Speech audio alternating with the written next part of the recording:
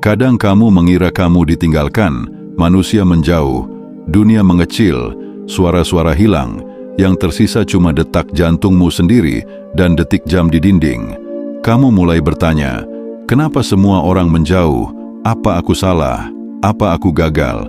Apa aku rusak? Tapi barangkali bukan kamu yang salah arah. Barangkali memang Tuhan yang menggiringmu masuk ke sebuah lorong sepi, bukan untuk menghukummu, tapi untuk membersihkanmu. Kesendirian bukan tragedi. Ia adalah laboratorium rahasia. Di dalam ruang sunyi itulah kamu akan diproses. Dibuang segala yang palsu. Dicungkil satu-satu topeng yang sudah terlalu lama melekat di wajahmu. Kesendirian itu bukan penjara, melainkan pintu ke arah pemurnian. Dan berikut ini 7 sebab kenapa kamu harus berjalan sendiri untuk sementara waktu atau mungkin selamanya. Pertama, karena kamu terlalu ramai dengan orang yang salah. Banyak orang di sekitarmu bukan kawan, tapi distraksi. Mereka tidak menambah nilai hidupmu. Mereka cuma membuatmu sibuk dengan hal-hal kecil yang tidak ada hubungannya dengan pertumbuhan jiwamu. Kamu jadi lupa siapa dirimu karena kamu terlalu sibuk jadi siapa yang mereka sukai. Kamu kehilangan arah karena kamu terus menyesuaikan kompasmu dengan arah mereka. Dan kamu bangga padahal kamu sedang jadi budak yang tak sadar. Tuhan menarikmu dari keramaian itu bukan karena kamu tidak layak punya teman, tapi karena kamu terlalu murah hati, membiarkan racun duduk di mejamu. Kamu butuh ruang untuk sadar siapa yang benar-benar kamu, tanpa interupsi, tanpa pujian palsu, tanpa suara-suara kosong yang hanya memekakkan kepala. Kesendirian itu dipaksakan kepadamu sebagai jalan pembersihan. Orang yang salah bisa membuat hidupmu seperti taman yang penuh bunga plastik, cantik tapi mati dan tidak wangi. Kamu dikelilingi tawa palsu, tepuk tangan basa-basi, dan pelukan yang menusuk. Jadi Tuhan singkirkan mereka satu persatu meski sakit, karena kamu tidak akan pernah berkembang kalau kamu masih memelihara benalu yang menghisap nutrisi jiwamu. Dan kadang kamu menangis karena merasa ditinggalkan, padahal kamu diselamatkan. Kamu tidak dibuang, kamu sedang dibentuk. Jangan meratap karena kehilangan keramaian. Bersyukurlah karena Tuhan masih cukup sayang untuk menarikmu dari kerumunan yang bisa membunuh jiwamu perlahan. Kedua, karena kamu terlalu bergantung pada cinta manusia. Mungkin kamu terlalu haus akan perhatian. Kamu butuh dicintai, dipuji, diperhatikan, bukan karena kamu lemah, tapi karena kamu manusia. Tapi ada titik di mana kamu menyembah cinta itu.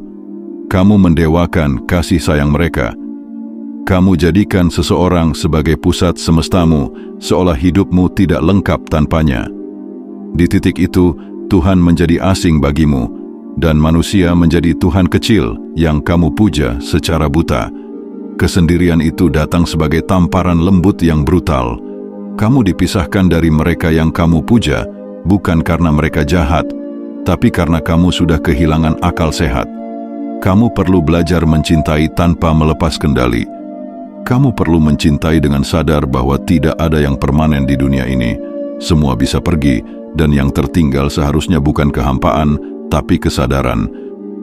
Tuhan menarikmu dari sandaran-sandaran rapuh itu karena Dia tahu kamu sedang menempatkan hatimu di tempat yang salah. Kamu terlalu sering kecewa karena kamu berharap kepada manusia yang serba terbatas. Dan kamu menolak kecewa itu, padahal kecewa adalah sinyal bahwa kamu harus berganti poros. Kamu terlalu sering menggenggam tangan yang gemetar dan menolak memegang yang maha teguh. Jadi kamu dibiarkan sendiri supaya kamu belajar. Cinta manusia itu bonus, bukan pondasi. Kamu harus berdiri tegak dengan atau tanpa mereka. Cinta itu indah, tapi bukan segalanya. Karena saat kamu meletakkan hatimu pada yang fana, kamu sedang menabung luka. Dan Tuhan tidak ingin kamu terus-menerus menyakiti dirimu sendiri dengan cinta yang salah arah. 3. Karena kamu perlu membunuh ego yang diam-diam sudah jadi pengendali dalam hidupmu. Ego tidak selalu datang dalam bentuk kesombongan terang-terangan. Kadang ia hadir sebagai rasa ingin selalu benar, ingin selalu dipahami, ingin selalu jadi pusat perhatian. Kamu mungkin terlihat rendah hati, tapi diam-diam kamu selalu ingin diakui. Dan ketika pengakuan itu tak kunjung datang, kamu marah, kamu kecewa, kamu merasa dunia tidak adil padamu. Padahal kamu hanya sedang terluka karena egomu yang tidak dilayani. Kesendirian datang sebagai ruang penyiksaan bagi ego. Ketika tak ada yang memujimu, tak ada yang menyetujui, tak ada yang mendukung langkahmu, kamu dipaksa berhadapan dengan fakta. Siapa kamu kalau tidak ada yang melihat? Apa kamu masih merasa berharga saat tidak ada yang memuji? Apakah kamu masih merasa hidup saat tidak ada sorotan? Disitulah ego mulai retak.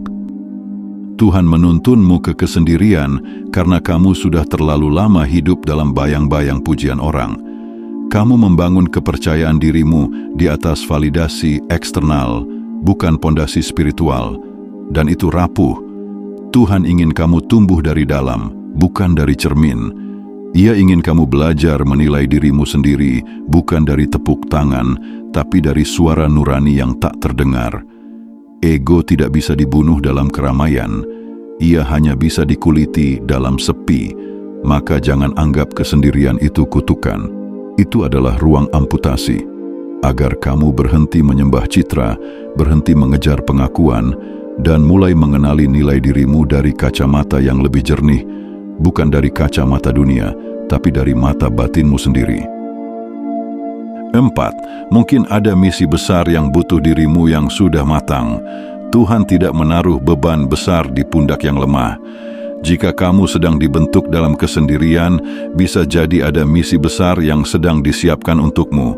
Tapi misi besar itu hanya bisa ditunaikan oleh pribadi yang utuh, bukan yang pecah karena terlalu sering bergantung pada yang lain. Kamu harus jadi kuat. Dan kekuatan sejati lahir bukan dari keramaian, tapi dari sepi yang membakar, menyayat, dan menempa. Kesendirian itu adalah proses fermentasi. Kamu dikurung dalam waktu, agar jiwamu mengendap dan menjadi lebih pekat. Kamu dilupakan oleh dunia, supaya kamu belajar mengingat kembali siapa kamu sebenarnya. Karena kelak, saat kamu dipanggil naik ke medan nyata, kamu tak lagi mencari sorotan, tapi kamu sudah cukup dewasa untuk mengerjakan misi tanpa pamrih. Mereka yang disiapkan untuk misi besar selalu dijauhkan dari keramaian lebih dulu. Lihat para tokoh-tokoh besar. Mereka pernah ditarik masuk ke dalam gua, entah secara harfiah atau metaforis. Kesendirian itu bukan hukuman. Itu fase pendewasaan, fase persiapan. Karena dunia yang akan kamu hadapi nanti jauh lebih kejam daripada kesepian yang kamu rasakan sekarang. Jangan sia-siakan sunyi ini. Gunakan untuk melatih jiwamu, tajamkan batinmu, latih fokusmu, perkuat integritasmu, karena kelak saat misi itu datang, kamu tak lagi labil, kamu sudah utuh, kamu tidak akan mengkhianati kepercayaan hanya karena butuh pengakuan. Kamu akan siap, karena kamu sudah ditempa dalam ruang sunyi yang Tuhan desain sendiri untukmu. 5. Karena kamu harus belajar hidup tanpa tergantung pada apapun yang fana. Kamu terlalu sering menggantungkan harapan pada dunia, pada status, pada pasangan, pada uang, pada rencana hidup. Kamu kira kalau semua itu stabil, maka kamu akan bahagia. Kamu membangun eksistensimu di atas hal-hal yang bisa hancur kapan saja. Dan saat satu persatu itu runtuh, kamu ikut ambruk, bukan karena kamu lemah, tapi karena pondasimu rapuh. Tuhan menjauhkan segalanya darimu, bukan untuk menyakitimu, tapi untuk menunjukkan, kamu terlalu bergantung. Kamu butuh belajar berdiri tanpa sandaran. Bukan berarti kamu harus jadi manusia dingin yang tak butuh siapapun, tapi kamu harus jadi manusia yang bisa tetap tenang meski semua pergi. Itu bukan kesombongan, itu kemandirian spiritual. Kesendirianmu hari ini adalah latihan, supaya kamu tahu rasanya kehilangan tanpa hancur, supaya kamu belajar mencintai tanpa menggenggam, supaya kamu bisa memberi tanpa berharap kembali, karena hanya orang yang sudah merdeka dari ketergantunganlah yang bisa mencintai dengan tulus dan hidup dengan utuh. Jangan takut jadi sendiri, karena kesendirian bukan kehampaan.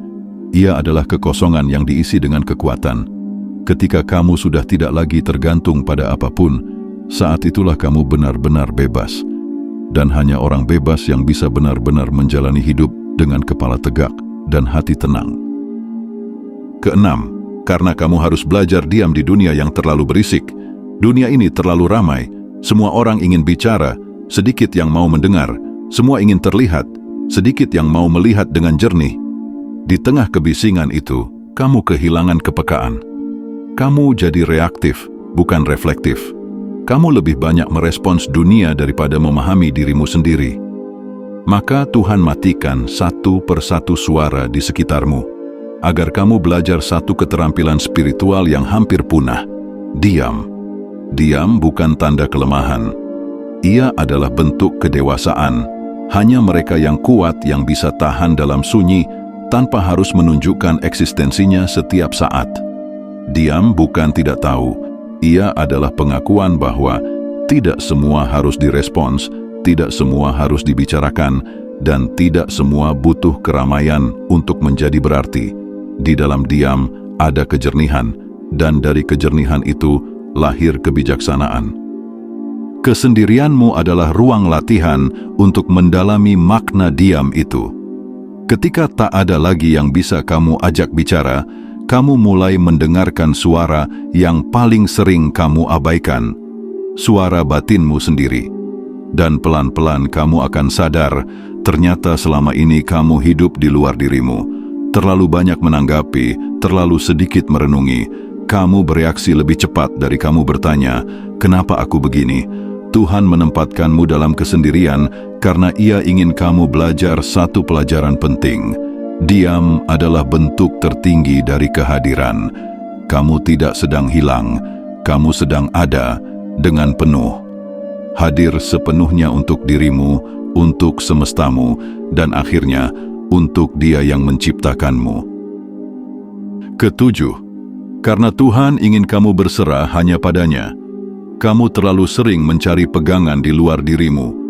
Kamu sandarkan hatimu pada manusia yang bisa pergi kapan saja. Kamu gantungkan harapan pada dunia yang sifatnya selalu berubah. Dan kamu kecewa berulang kali, tapi masih saja kamu mencoba menggenggam sesuatu yang tak bisa digenggam. Maka Tuhan lakukan satu hal yang tak bisa kamu tolak. Dia buat semuanya pergi. Bukan karena kamu tak layak ditemani, tapi karena kamu perlu belajar bersandar hanya padanya. Kesendirianmu adalah panggilan ilahi yang lembut. Ia memisahkanmu dari semua penopang palsu, agar kamu belajar berdiri dengan satu-satunya penopang sejati, Tuhan. Kamu bisa menangis, kamu bisa memberontak, kamu bisa merasa hancur, tapi di tengah semua itu, kamu akan sadar bahwa ada satu titik terang yang tak pernah padam, meski semua cahaya di dunia dimatikan. Itulah Dia. Dan kamu dipaksa melihat ke arahnya, karena semua arah lain ditutup. Saat kamu sendiri, tak ada lagi sandaran. Dan saat semua sandaran runtuh, kamu akhirnya menemukan satu hal yang tidak bisa hilang, kehadirannya. Tapi kamu tak akan pernah menemukannya dalam keramaian. Kamu hanya akan mendengarnya dalam diam.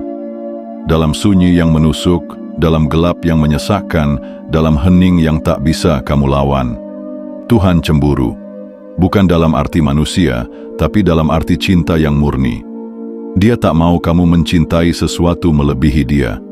Ia ingin hatimu bersih dari ketergantungan yang palsu. Maka Ia cabut satu-satu. Ia sisakan hanya satu ruang kosong dalam dadamu, dan ruang itu hanya bisa diisi olehnya. Kesendirian itu bukan penolakan. Itu adalah undangan. Untuk pulang, untuk berserah, untuk kembali utuh hanya bersamanya.